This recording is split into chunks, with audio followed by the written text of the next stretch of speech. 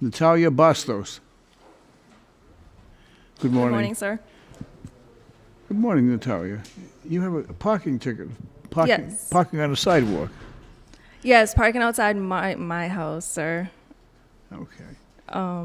If you don't mind me adding, so my neighbor actually scheduled a tree removal the next morning.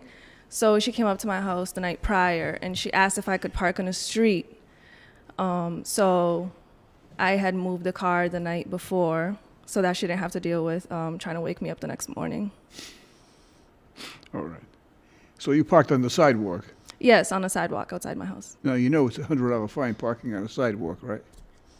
Yes, the street is very tight, sir. So I thought that was the best course of action. Mm-hmm. Okay. Because you don't want cars hitting you, right? Yes, I don't. Okay. What do? Do you work? Yes, I'm full-time in the Army. What rank do you have? Staff sergeant. sir. Staff sergeant. Yes, sir. Now, you know Inspector Carrigan was a Marine, right? You know, I didn't know that, sir. now you know it now, right? Yes, He was a sir. Marine. What was your rank? I made it to corporal. Corporal. Yes. Well, you have to obey the sergeant.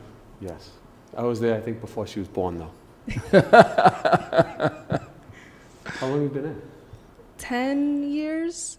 You've been in for 10 years? Yes, sir. Yeah. Have you always been stateside or you been overseas? Stateside only, sir. Uh-huh. And you're still in? Yes, sir. Good for you. You're serving your country. She doesn't look old enough to be in for 10 years. I'm sorry.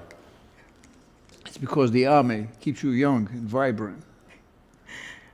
I was in the Army National Guard when I was younger, 100 years ago, but I was a combat engineer.